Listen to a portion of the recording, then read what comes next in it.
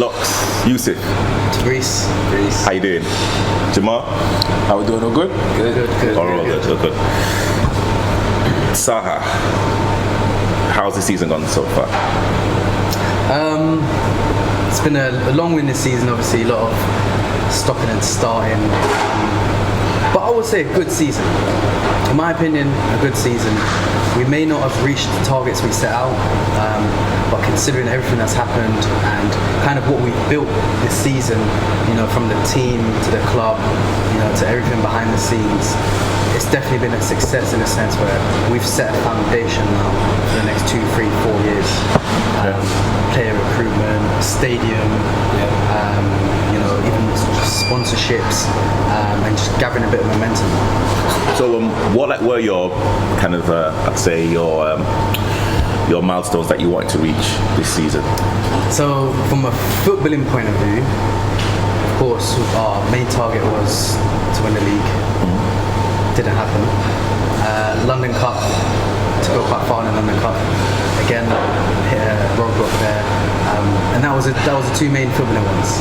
Getting the Crystal Palace Stadium must have been a big thing for you. Yeah, I think that was one of the things that I was always trying to do, trying to get a club home ground, and trying to be the best possible home ground we could get. Crystal Palace was one of them we approached a few others, and it was hard doing it all during COVID and during lockdown, and a lot of the time that you couldn't get through to anyone, and they would say, we won't know until that grassroots reopens up, and then when things did reopen up, I literally just tried to follow up and do inquiries as quick as I could. Someone would come back and say we're fully booked for a year or whatever, or they're not available every Sunday, but Crystal Palace, I literally got an email from the manager. I went down the same hour. As soon as I got an email, and they said we have the availability for you. And then just did like a tour of the pitch, just find out the costs and all that. And we managed to secure probably one of the best picks from the list that we had. So that was a huge success. Cool. And Jamal, what do you know about Saha? Yeah, Saha is a club that I've heard about for a while. When I realized I had a bit of a social media presence, I found that quite interesting. Then when you and I spoke about the Sunday Challenge Cup, and then you started your sort of road to the final with Saha, I was like, okay, well, they're sort of officially on my map now.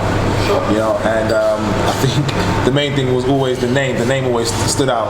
People were like, is it Louis Saha or whatever? It's like, but then Sports and Health Academy. I was like, okay, right, okay. And then I think they played with Overton Rovers first. Yeah. And so around the 64, I remember you went down there, Purdy Way playing fields. I used to live not too far from there, so I have an affinity with the area, so that all made sense. And then the match against Kumasi, even though it's been a long Sunday Challenge Cup, that was an amazing game. Have to be up there, 100%. in terms of games of the season. Yeah. So that's what I know about Saha so far, and I think Saha and a few other clubs in the London Sunday Challenge anyway, I'll have to add to a list that if things were slightly different, like for instance the draw, the draws, this is literally just click a button however it comes out. I think Saha and Takers are probably two of the clubs, probably Highgate Albion as well, because unfortunately they got the defending champions quite early on. So those three clubs in particular, if things were different, the Sunday Challenge Cup would have been very different. But next season's a new season, so we'll see how that goes. I don't know what it is, man. Sometimes that creeps in. The reason why we're having this conversation, again, we are here to highlight Sunday League football, grassroots football. And again, thank you for allowing me to actually have this conversation. But there's certain things that you guys want to talk about, and again, this is like a platform for you guys. Jamal doesn't know exactly what we are going to be talking about, and the league in question will also have the right to reply. So I just want to make that absolutely clear. Is that cool? Yeah. So again, I'm gonna literally start from one of you guys. What do you guys want to talk about? Let's. So really, it's about kind of the system, in Sunday League at the moment, from committees to different FAs, and the process of how things are working, and how we felt like as a club we were on the wrong end of it, and we want to just kind of, find some sort of accountability, where we felt injustice, really. And it's probably important to state that it's not personal. Not personal at all to anybody. This is just about us being able to highlight our case because we felt like we weren't heard. And come to amateur football, I feel like it can be a voice. This is interesting. Okay. Okay. Yeah, keep going. So I feel like where we weren't heard, now we can potentially be heard. Okay. So don't know if you want to touch on anything on that, Locks, but hit the nail on the head or I've missed out on anything. I think yeah, like as we've all experienced, like this year's been like a season like no other, with COVID, stop-start, and what have you, and just trying to play football. But I think the experience we've had this season, it's been a journey and a half. I think we've been involved more on the politics side of things, or like the investigation committee side of things, than actually worrying or focusing on the footballing side of things. Just because of the length of the investigation, and it's no fault to anyone. It's again because of COVID. I think it would have wrapped up a lot sooner if it wasn't for COVID, but then like people were liaising with the FA or on furlough, so we have to wait until they come back to work, and that's just delayed, and then we have to wait for grassroots to come back to normal before things can progress. So it's been an experience and a half, but like Yusuf said, I feel like what we went through, the process and investigation, appeals, meetings, Zoom meetings that we had, I just feel like from a club's perspective, it wasn't right. It just wasn't right. This is about kind of acknowledging what's happening, and that other clubs don't have to go through what we went through, essentially. And that's not to sound like we're victims or anything like that, but it's more to say, look, if the system is broken, and from our experience, I feel like there is the system is broken in some aspect. This shouldn't happen again to other clubs. It should happen again to us, maybe. And that's really what it's about. Well, it's getting really warm in here, isn't it? Well, all right. Don't ever feel as if you can't call yourself a victim, especially if you feel victimized. I don't care about football or whatever.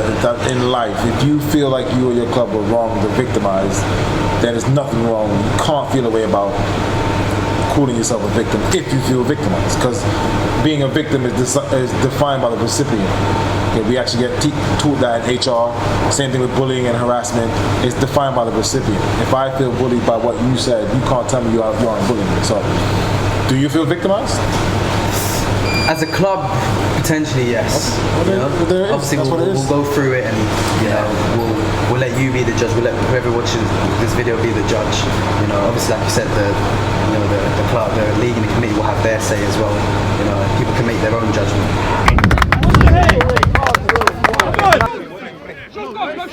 Essentially, what this all stems from is, and I'm not going to touch too much on it, but to give people a background on what's happened is, essentially we played an ineligible player. He was registered, he was all over our YouTube. We never denied the fact that he played for us. Everybody knew from the first time he played for us. To then find out he's actually ineligible. So the London FA raised it with us. This was December.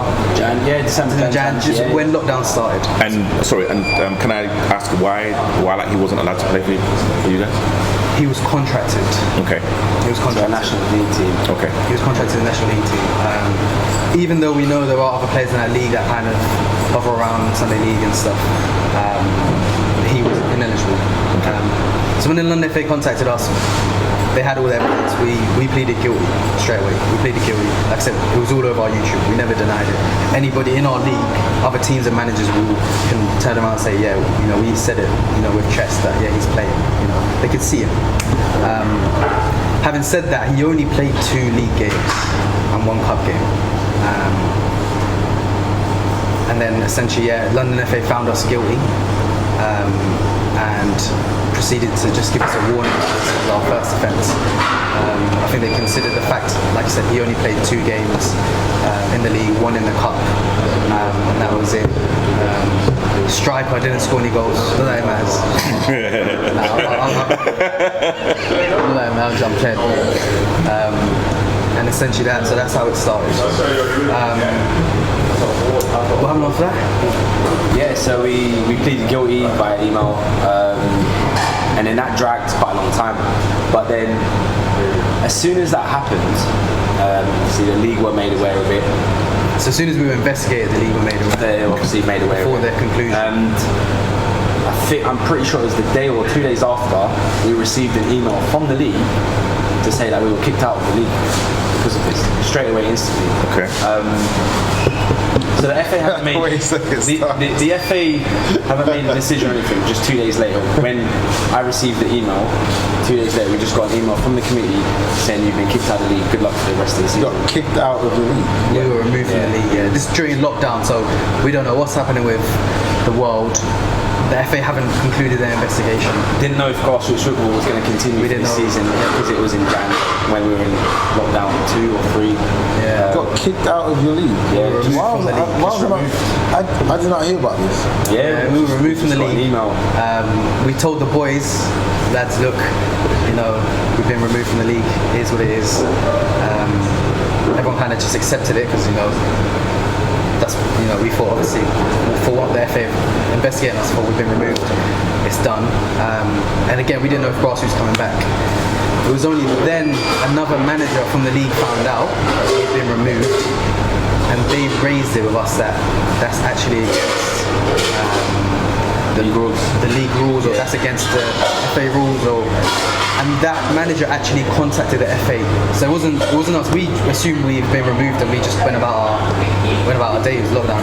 This manager contacted the FA to inform them that the league had removed us. This doesn't make sense. This doesn't make any sense. On what grounds were you removed from the league? It's very difficult to get removed from the league. On the grounds of playing an ineligible player. Okay. Teams have been removed from leagues for owing nearly 4 figures of discipline fines, racking up misconduct. We're talking about violence. We're talking about violence, not fighting, not handbags. I mean violence. Fractured cheekbones, chasing referees, attacking people with fire extinguishers. So unless there's something you want to tell the public that it can't be, you can't get removed from a league. That's the email. Yeah, I'm happy to forward it or show it to you. I don't know if you've seen it. Removing a team from any competition, doesn't matter if it's the Champions League or under 11 boys. Okay? Removing a team from a competition is always last resort. Okay? It's always last resort because you understand the impact of it. You get removed from a league in January in a pandemic or non-pandemic season. You can't then just go join another league. Yeah. Other leagues would have continued. They have a constitution, so unless you're going to start some new sort of 11-side league yourself, you basically start up with any county cup competitions that if you're still lucky to still be in it. Other than that, you're just having a league of friendlies and 5-a-side, 7-a-side, whatever you can do. So that's why removing a team from the league is lawful. So I just really hope, without questioning your integrity, I just really hope there's more to that story. There's not. There's really not. There's nothing else. We were just removed. We got an email just to say you've been removed from the league for playing an eligible player. We wish you all the best. That was literally the email. And we didn't second guess it. Yeah. We didn't second guess it at all. We just assumed that's the punishment. We knew no better. Certain leagues would have to fold if that would happen. Yeah, we knew that. I think obviously when we started talking to the odd managers who have been, because we're relatively still a new team, we've only been in existence for like 2 seasons in full. It's our second full season, isn't it? But you aren't, with the greatest respect to that, because that's a fact. I can't argue with that. But you aren't new to football. No. But I think with that experience or that email, we had to take it on our onus to contact other managers and say, oh, look, this is what's happened. Is this allowed? Because they've been in the league for much longer. And that's when they've said, hold on, that's wrong, that's not allowed. And that's when they've decided to raise it with other managers and then the FA. And then that's when the FA went to the league and say, whoa, you're not allowed to do that. You need to. So their reaction was the same as mine. Yeah. So the second you said it, I looked at you.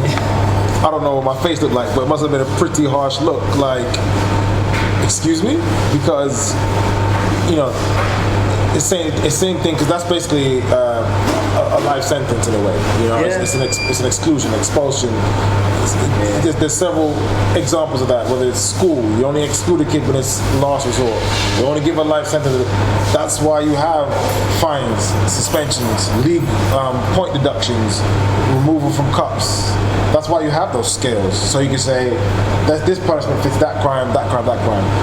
And like I said, teams who've been removed from the league or from a competition period, it needs to be violence. Violence, or a large amount of fine, technical fine from missing team sheet, late kickoff, and you've done 3-4 offences each week for 12 weeks. It's the 13th week and you haven't paid any of the previous 12. Then they'll get removed. But for feeling an eligible player, no, they just deduct the point. Remove you from that cup and deduct the points from the 2 matches or however many league matches you played, and you crack on with your -6 and whatever. So that's happened.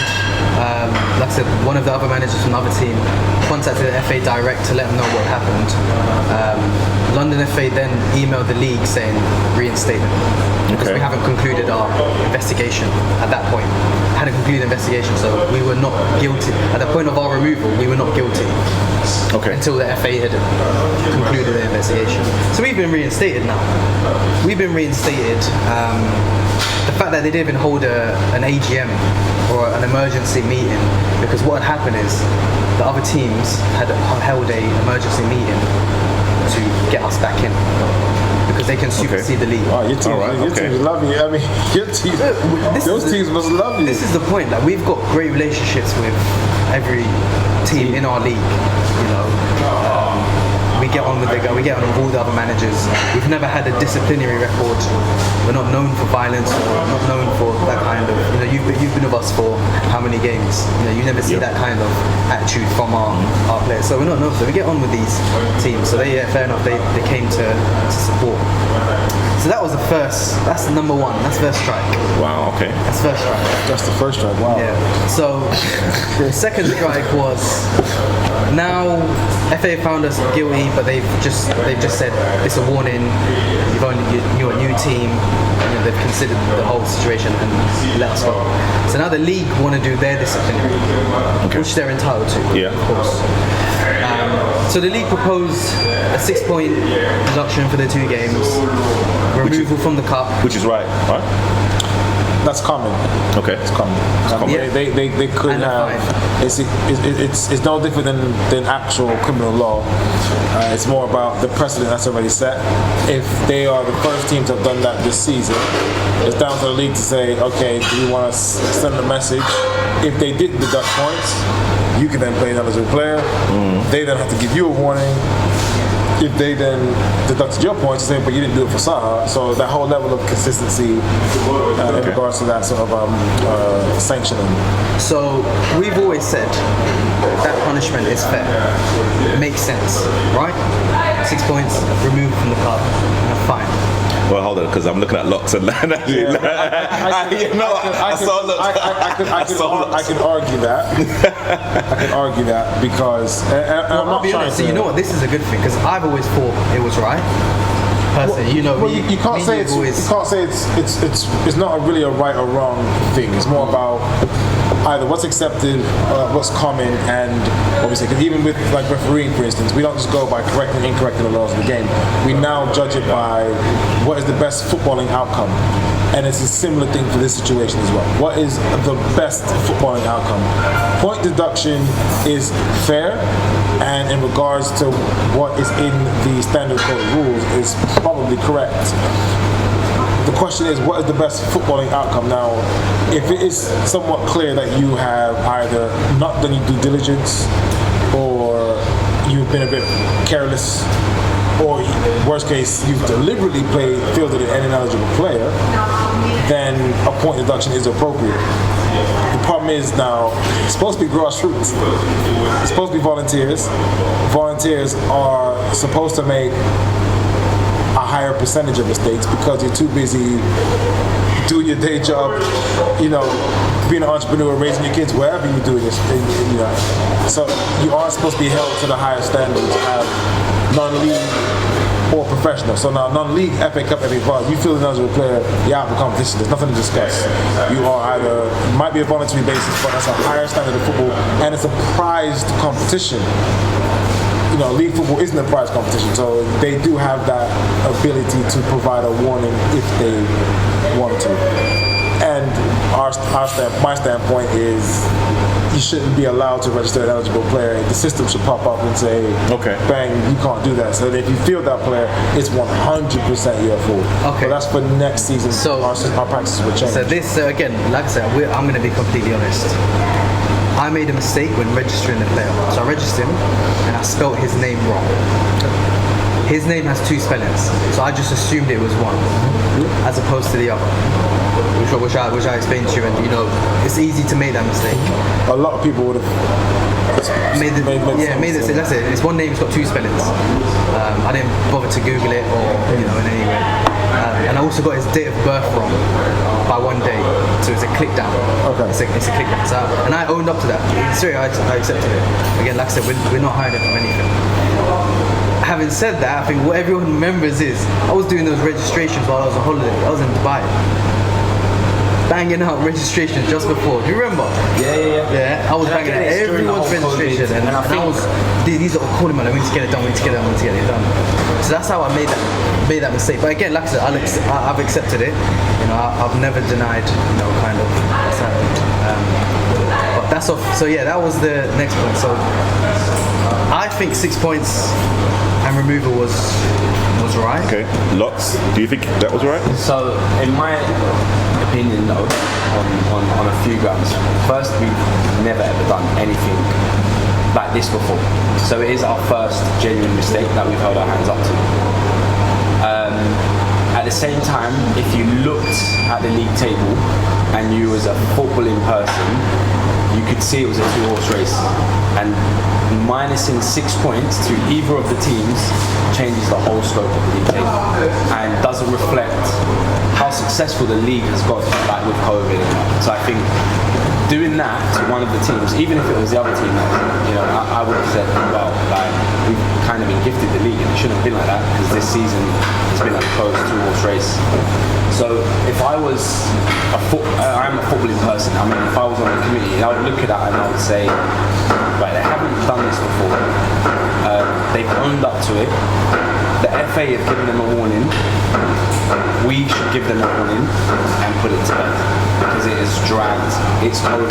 It's a season like no other, and that's my opinion on that. Joff, that's what we're doing. It's going in. Oh no! Hey, Brad, that's quality. Start wide. Yeah. Oh. But I think one of the parts that we forgot to touch on is we was dished out punishments without a hearing. I didn't even go to that bit. That's strike 3. That's strike 3. So, after the FA have closed the investigation and gave us a warning, they have just given us these punishments without even listening to our appeal. So we haven't even had You know what, Locks? That's before they even done the vote where they allowed the conflict of interest. No, because that's appeal 2. Was that appeal 2 or appeal 3? I need a milkshake on this. So that's the thing. So the FA have closed it. Then we're like, all right, let's get back to it. We get an email to say you've been deducted points, £90 fine, and you're out of the League Cup because those are the games that they paid in.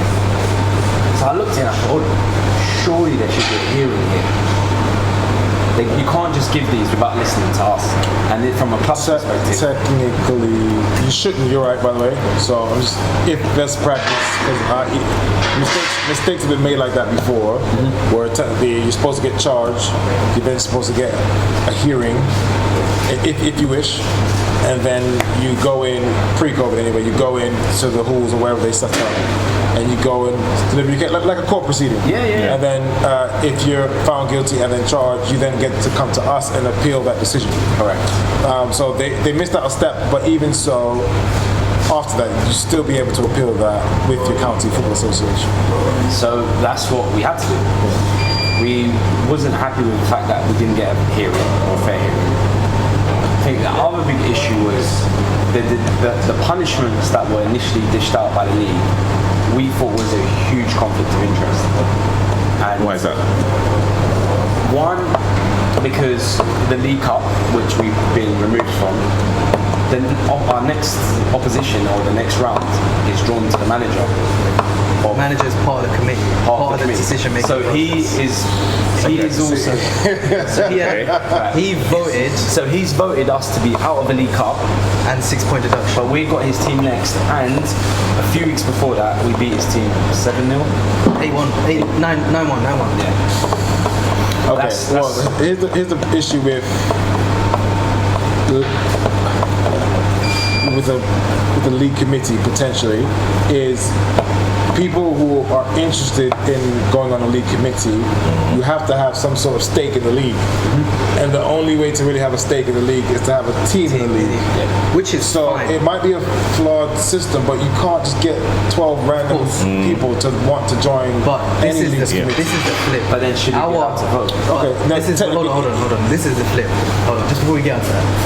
Our reserve manager is part of the committee. He was not allowed to make a vote because it was deemed a conflict of interest. That's a direct conflict of interest, though. He wasn't allowed to participate or vote. He wasn't allowed to participate, but the manager who we had next was allowed to participate. That is a direct conflict of Being interest. very, very harsh. That is a conflict of interest, in my opinion, but that's a perceived conflict of interest, you know, because you're saying, oh, we're playing him in the next round, then you have to prove that he would fear playing in the next round, and obviously you do have proof of the previous result, and that's more poor practice than an actual breach of procedure. Whereas if your reserve manager got to vote on that, that's like breach of procedure, poor practice, direct conflict of interest. I can't say you're wrong because you're not really, you know, conflict of, when there is no conflict of interest, there's nothing to discuss. You can't argue anything, right? But this here could be argued, you know, and it could be sold, but you'd have to sell it. You know what I'm saying? So we did 3 appeals, right? So the first appeal was going to the FA about these punishments without hearing. They overturned it. That was a lengthy appeal. Yeah. Because one of the grounds for overturning an appeal is failure to provide a fair hearing. Yeah. So that was overturned. Or a sanction that is excessive. And then I think the second one. Do you remember which one I think the second one was a conflict of interest. So the first one was overturned, and that was a huge result for the club because that lasted about 4 months. Yeah. From the FA to that decision, probably about 4 months. And we thought, all right, we've won. The league made a mistake. We made a mistake. And from how I felt after that, probably I must have felt relieved. Relieved. We Yeah. put in there's a lot of hours, a lot of meetings. Yeah. It's COVID, you know, like we've got work, we've got so many other things to do. You know, we're spending our weekdays emailing back and forth and all of this. Got cleared, relieved, back to football, grassroots was opened. Next day, get an email from the committee saying we're opening it up again, but we're going to just do it properly and give you a hearing this time. So that's when I thought, wait, is this allowed? Like, first of all, I had to call the FA, and the guy who did the hearing, he was really, really helpful, to be fair. And I said to him, like, are they allowed to reopen it? Because if they are, what was the point of the first one? If they're allowed to continuously reopen up the hearing? Because we're never going to win, or a club will never be able to have their voice, whatever. And he said, yeah, they are. They're allowed to open it up. And that's when I thought, surely that shouldn't be allowed, like for any club in this position. If they've made a mistake, just like we made a mistake, it should be put to bed. Okay. And was it something that you spoke to the league about? I went straight to the FA and said, why is it allowed to be reopened once it's been closed and it's been overturned? they've made a mistake by not giving us a hearing. And They even deemed the conflict of interest as a reason. Yeah, the conflict of interest thing was also a reason why they had overturned the decisions, because they said it was unfair. Some of the people that were on the panel.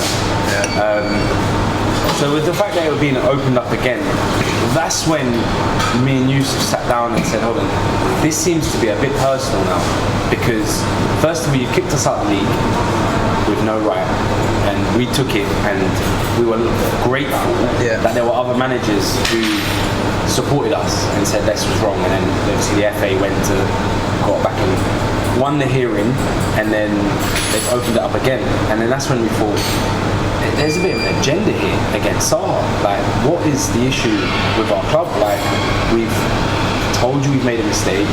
We've obviously, the FA have done their investigations. We've gone through one hearing, and I'm talking, this has lasted about 5 months. Closed, put to bed, but you want to open up again.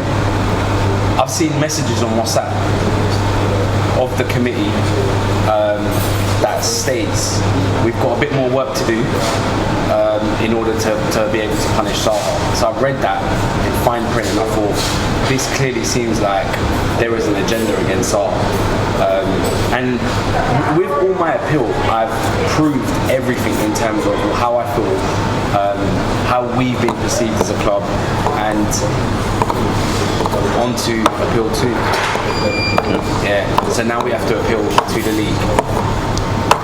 We have to go through things properly. So, and then Yeah, I'm just praying that you got some step incorrect in regards to how you're telling the story. I don't believe you have, but yeah, I would just really hope the mistakes on your end. It's easier when the mistakes on the club's end. Listen, people who run competitions, it's more than just football. It is community work. It basically is that. Between the clubs, the bigger clubs, the more well-known clubs in that competition in particular, you're doing, that competition is doing a lot of good things, a lot of positive things. So if I was part of that competition, I wouldn't feel a way about making any sort of errors or any sort of bits here and there on poor practice, because overall you're doing a pretty decent job, right? So this isn't perfect, is it? It's something could have been done differently, and I just feel like in football, but in life, you shouldn't be afraid to cut your losses. Hey, everyone's sorry, is what it is. My bad. Let's move on. So trying to cover things that way. So how does this whole thing make you feel? Does it change your perception on that competition? Does it change your perception on everything? Yusuf, I know you mentioned earlier about the whole victimization feel of things, or lack of justice, even though these are some pretty powerful terms and phrases, but if it fits, it fits. I think, I'll kind of finish off what happened there and then tell you kind of how I feel about it. I think so. After the second appeal, we went back to Surrey FA for the second time, because they then gave us the 6 points out of the £9 fine. We took in the right practice, so then we appealed it again with Surrey FA. We took it to Surrey. I can't remember what we said. We said that the process was unfair. That there was someone on the panel that is a secretary of a team that's third in the league. I still to this day think that's unfair, that there's someone in our league or close to our league position who's also has a right to give us punishments. They should be excluded. They shouldn't have been on that corrected panel. Purely on the basis that they were facing you in the next round of the League Cup. No. This is another team. Yeah. This is another team who have their club secretaries on the committee. Okay. And I understand what Jamal said. It's hard to avoid that because you need to have a stake in the league. It'd be in some cases, maybe not for this competition in particular, but for most competitions. Well, when you say competition, you mean our league, right? Yeah, it's a league competition. Yeah. So it's, if you try and get to where, because you're picking certain people as conflict of interest, if you went through it carefully, so I just said, forget what you do for your day job. 6 weeks I'm paying you to look at everything. You probably find grounds for conflict of interest for every single member. Okay. And if you did that, then you can't have a committee. If you don't have a committee, you can't have a competition. So, which is a fair point. But I think when it got to appeal 2 as well, it was like, I can't believe we're here again. Yeah, that's what we were. I think we were quite exhausted. We were exhausted. It is exhausting. Let's make it clear. It's exhausting. The emails, if you see how long our email trails are, how much information we had to provide and everything. So we got to the second appeal, and Surrey FA turned around and basically said, no, the punishment withholds. He said the punishment withholds. They've done it the right way now. Yeah, so now they've done it the right way. They can give you the punishment. So this will stick, basically. Yeah, and you can no longer appeal. Well, that would be your final ground for appeal. So we can no longer appeal. There's no room for lapses today. So going back to kind of, what you said and how it made us feel injustice, I think what we're saying is we made one mistake and we were punished. The league made 1, 2, 3 mistakes, yet they were allowed to continue to make mistakes until they got it right. Until they got the process right. That's how you feel? That's exactly how I feel. What I'll add that you probably aren't aware of, it's a huge reputations business. So the league were allowed to save face. It would affect the league's reputation with the governing body more than they could affect you, for sure. 100%. I'm not saying that to try and make you feel better. I can't make you feel better because what you've lost can never be regained. But I'll tell you this now, it's a reputations business, and there are some competitions that when you deal with them, they are so meticulous, they are so, I won't say professional because I can't say your competition is unprofessional, but certain people, there's levels to this game, and there's some competitions that when they have an appeal, teams don't even bother because they know the level of time and the level of quality of the administration, they don't even bother. So, and then with the governing bodies, whether it be any county FA, they know when it comes to those leagues, you don't play around with those leagues. When it happens again now, how do you think the governing body's gonna react? They're gonna say, wait, indirectly, your bias will be towards the competition because you know there's going to be a hearing with possible holes in it, and the whole point of a hearing is we're making a judgment on a hole or on a breach of rule. So you can't have a judge or a lawyer having holes in their case. But also, just one thing that I forgot to mention was in that second appeal, the day before the appeal, we got an email from the league to say that a team has instantly folded. So this is strike 3. Right. So a team has folded, Okay. and their appeal is the next day. And the team that folded is one of the games this ineligible player played against. So a team in our league, Okay, yeah. Okay. folded. Okay. Okay, but that's technically irrelevant though. At the time, Of course. I get where you're coming from, by the way. Of course. But what it was is, because they'd instantly folded, they'd taken the points from everyone who gained. That's good for you though, because that almost makes it level.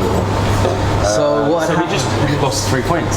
So what happened? You lost. They took 3 points that we beat them. I'll explain what happened. So Okay, fine. after our appeal, the league went through it. The league went through the club folding and everything like that. Now, we beat that team, so obviously we gained 3 points, and other teams had beaten their team, etc. Now the club's folded, we lost those 3 points. Okay. And every other team who beat them lost the 3 points, and any team who lost to them gained 3 points. So it levels out. Okay. So we've lost 3 points now. Yeah. It's like the game never stood. Yeah. It's like the game never existed. Participated in the season. But what had happened is, after that, so the second appeal was done. The league are now actioning their punishment. They've taken 6 points from us because of that game. Even though that game no longer ceases to exist because the club folded. So we lost the 3 points that we lost the 3 points we gained because the club folded, which balances out, which is fine. But we then lost the additional 6 points because they were imposing their. Yeah, but that would have, because if your player punches another player and that game gets abandoned, the red card will still stand. It would have to. So any misconduct will still have to stand, including fielding an eligible player. So don't think that because that team folded, that should be erased. No, it can't. Now, that's just from a sanctioning point of view. Obviously, from a playing point of view, it doesn't make a lot of sense because you're like, wait a second, ineligible players are relevant. You're saying I gained an unfair advantage, right? To beat that team. But that team doesn't exist anymore and never existed. So that part of it, your argument is whole. It's the sanctioning argument, but you still committed an offense. The outcome of the matches should be irrelevant. The problem with the perception of fielding ineligible players, you can field ineligible players we like. If you lose in those matches, no one cares. Yeah.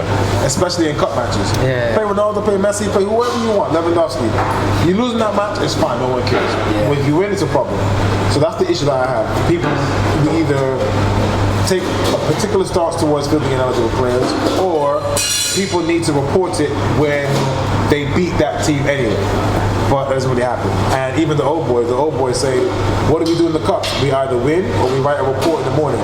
Which means if they win, they go through. If they lose, they write a report in the morning. They joke about it, but that's the mentality that some people have. So I hope that can be understood. From the playing standpoint, your argument is excellent. From a sanctioning standpoint, the competition is correct on that one. Yeah, that's fair. Like, to be honest, when most people around, like, in our league have heard of it, everyone's seen it as a double punishment, essentially. But from a sanction, it is technically a double punishment. But then, I think that goes back to your point at the start, where from a footballing point, all of this comes down to a footballing point. Because essentially, with that 9 points, we lost. Because we essentially lost 9. The league was done. And I think going back to Appeal 2, that week we played Spartans. Yeah. So obviously there would have been a bit of tension between yourself, Yusuf, and the committee. Not tension, but a bit of awkwardness. Yeah. Because of the whole experience. No, tension's good. Yeah. Awkward is tension. So, and then we have a huge game, league title game against Spartans. It was a great game. Yeah. It was a really good game. The boys have looked forward to it all season. I'm sure we'll support Spartans. We saw the committee members at the game, and we saw them in Spartans camp, and I thought, this is interesting. Come on. What do you mean? Were they sitting next to standing on their side the whole game? And the clipboard though. No, but this is where I'd obviously highlight. It's not personal. If they're fans of Spartans, that's not a problem. That's fine. If anything, we don't mind that. But it's a problem. But this is what I mean. It's not. We don't have an issue with them being Spartans fans. But the issue is if you're going to be making decisions on -6 and so, and us two are going for the league, that's an issue. That is clear. And I think that made it clear at the Spartans game when they were there cheering Spartans when they scored. Were they cheering? I mean, you can check social media, it's on camera, you can have a look at the people in the committee that were there. I saw them as fans. You know what? Before that, what's your thoughts on that, Tabitha? Yes, I can see where yourself and Lots are coming from. You guys have built up, Saha to a brand, and you are trying to protect your brand as much as possible. And when you see certain things that you deem is wrong, you are going to address it. With the second appeal, I don't know if you guys actually spoke to the league first before going straight to the FA. No, because they did a hearing, so we did a proper hearing. So Okay. we had our hearing. The league did the hearing on Zoom, and then we said how we felt, and we still were guilty. We owned up to it from day one. So we knew the punishments before the hearing because they kind of already preempted that before. So for us, it was our last saving grace was when we then appealed to the FA the second time. But we didn't have too much of a leg to stand on because we kind of threw out how we felt in the first appeal. We gave everything. We had. I mean, here it is when you don't know how the other side feels. You think you have a chance of winning, but this is the second time coming. It's double bubble as we call it. So you already know how the other side feels. Yeah. You know. I mean, I think setting up a league, setting up a team, you know, it's a bunch of volunteers, and I think Jamal's explained how there can be a conflict of interest with every single committee member. They know what they're doing. They have certain processes in place. Everyone makes mistakes, and you know, again, this is How like many mistakes though? no one's perfect. Well, they're volunteers as well, so you know the mistakes are going to be made. You know, I think it's always because you run a football team, so you know making mistakes is all part of playing the game. You know, losing your man at the man that you're marking to score a corner, acceptable mistake. Getting outpaced, acceptable mistake. You know, some managers hate it when their players make a foul throw because it's like it's an unforced error. You hate it when the goalkeeper flaps out a crosser, kicks the ball in his own net. There's certain mistakes that are acceptable, less acceptable, and unacceptable. I don't know if any of what your competition has done, I would deem as completely unacceptable. The first one that knocked on my unacceptable door was your perception of them being with another team's camp. And that's a perception now. Yeah. Celebration is factual. If you genuinely saw a management committee member jumping up and down, hands above, you know, that to me is getting very, very close to unacceptable terms. Because if you look at the professionals, you know, UEFA delegates, when you watch El Clasico back in the day when we were younger, and Joan Laporta and Calderon are sitting right next to each other, Barcelona, Real Madrid, Barcelona will score some of the best goals we've ever seen, and Joan Laporta's just like this, because that's the level of etiquette, that's the level of professionalism, that's the level of elegance. And cool, we come down to grassroots, maybe you shouldn't expect that level of professionalism, but you know, a little fist bump or a little, yeah, cool, but it shouldn't be a celebration. Now, I'm up there, I am taking your word for it. I'm speaking theoretically. That's close to my level. They celebrate on social media as well by putting the badge of Spartans. Unless they're just promoting the result, and if you wanted done the same thing, or it's interesting because I mean I follow the social media a fair bit, maybe not as much as Yusuf because he controls it, but I obviously look out for key things that are posted about our league or notifications, updates. Never once have I seen them celebrate about any game, let alone that one game. You know, so I've never seen them celebrate about any other team. They might have wished other teams to go back and stuff, but Spartans have like the emojis of the daggers and stuff, and things like that are being posted, and it's like, okay, so we've just gone through all of this, we've just witnessed you on their side of the field, and then you've gone on social media, and then that becomes a huge kick to the teeth. It's like, if you don't expect us to make it feel personal, what would you know?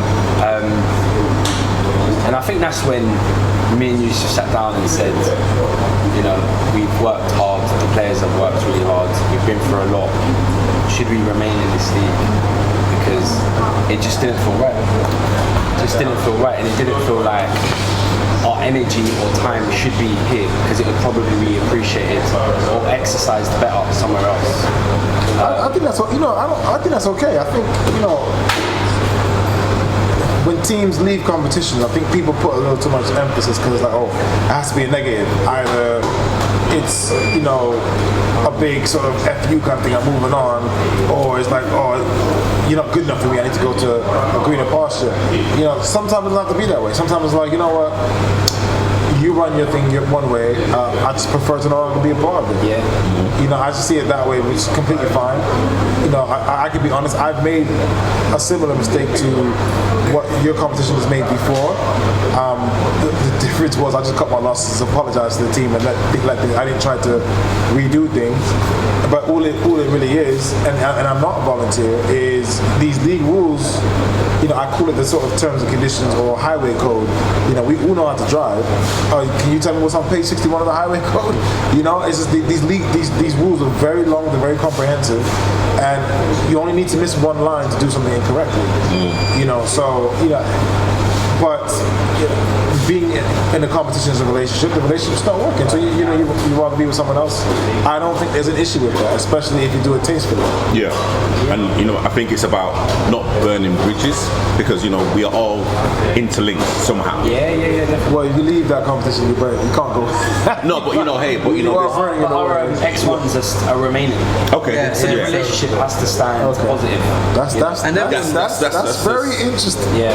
That's very interesting. I wouldn't advise. They wanted to remain. The manager is on the committee, and I had a chat with him, and he said, "Look, I would prefer if Armory stayed."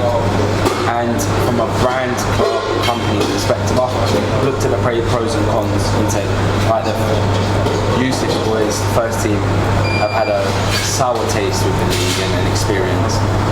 However, our company gets a better reach. I had to look at it from a brand perspective. If we're in another league and in this league, our club is more regional, you say. We're in two different regions or two different leagues, which gives it a better reach. So yeah, one team. I think it's important to say as well. Had things been different, we probably wouldn't have left. Yeah. We probably wouldn't have left Croydon.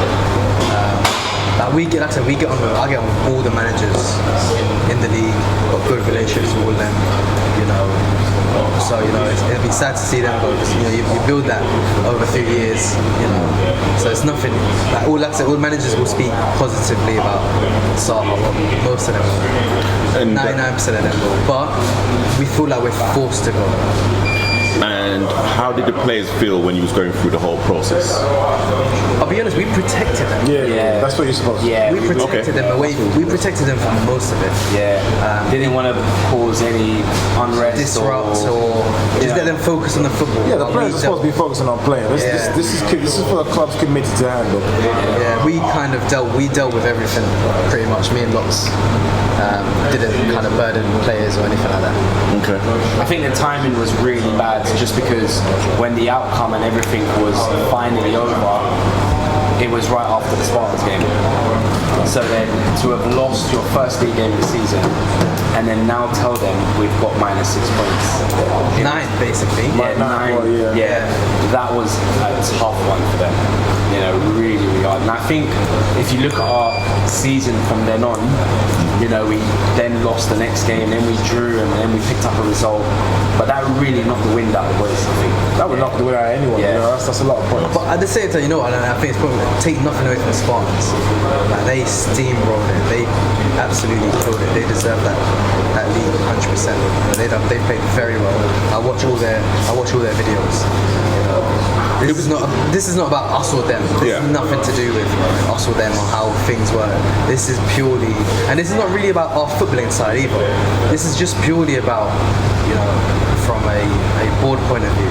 In terms of, the whole hearing, I know it was on Zoom, so in terms of how was that experience for you guys? Because there are some clubs that may not have this experience, and would like to hear.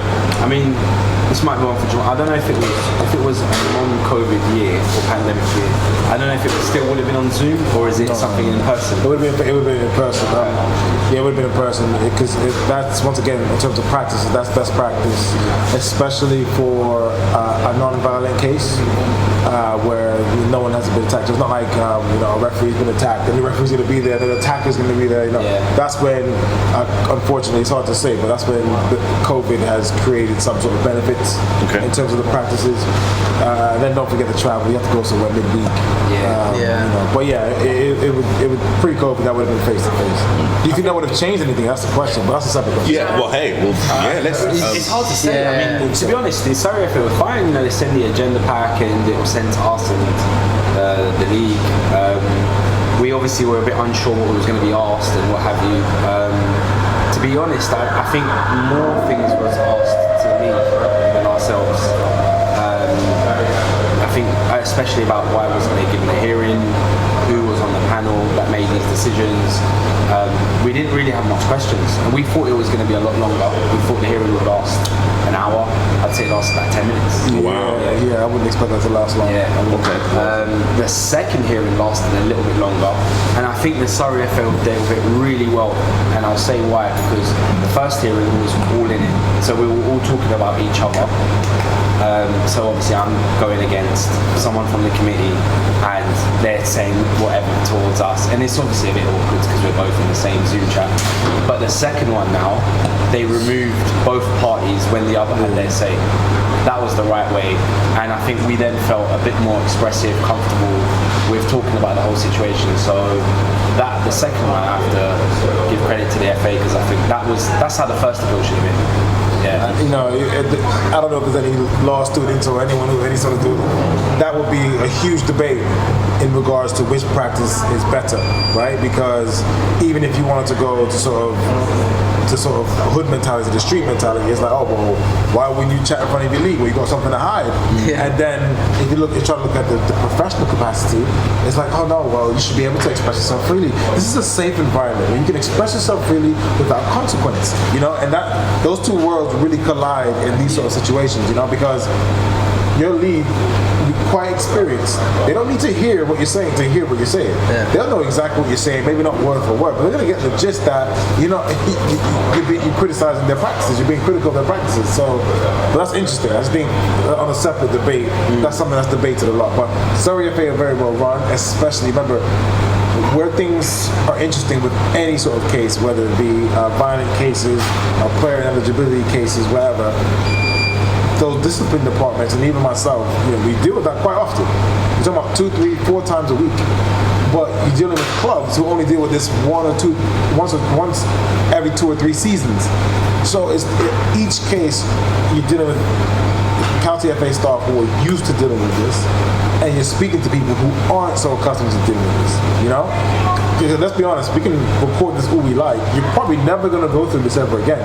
If you're half decent people in terms of administration, you should be making sure this never happens to you again. And if it does, it probably won't happen again for 4 or 5 years. So it's just really interesting how that sort of turns out when staff are dealing with it 3, 4 times a week, when you're dealing with it with people who only deal with it every other 2, 3 years, you know? Didn't meet our targets, but I do feel like it wasn't all football. There was a lot going on behind the scenes, and I think that's another thing is from a player's perspective, they'll never see that. Yeah. They'll always just turn up, pay their subs, play, go home, happy days. But the volunteers, you know, yourselves, the social media platforms, and even the media guys, you know what I mean, behind the camera. Behind the camera, yeah. Like, there's a lot. I think one of the big things to highlight today is there's a lot of things that go on behind the scenes voluntarily, that hopefully brings a bit of awareness to players. You know, there's a lot that goes on. And it's how big Sunday leagues get. You know, it's how big, and you know, our case alone is a highly profiled or good caliber football player who wanted to play Sunday league. You know, this is what we're ultimately talking about. Just someone who wanted to just play Sunday league football. But in and around that, a lot happened. And I would say to an extent it did affect us towards the last part of the season, 100%, especially the boys. Yeah. But Like on a positive note, do you know what I mean? It's a new team. From you know, this team now, we've a good 7, 8 new players, probably about 9 new players. Only maybe about 5 stayed from last season. And you know, I know the boys enjoyed themselves. You know, there was, you know, you've seen our highlight reels, and you know, a lot of our goals have gone viral.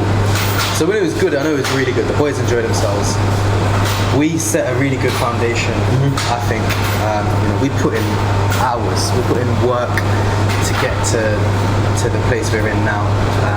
You know, Ali's put in work. You know, I think people don't consider that.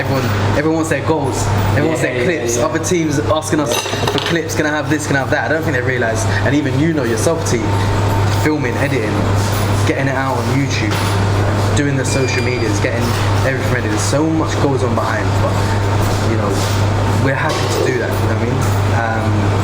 And like I said, we've set such a good foundation, I think, to build on for the next 2 or 3 years. yeah. Yusuf, Lots, Jamal, thank you. Thank you.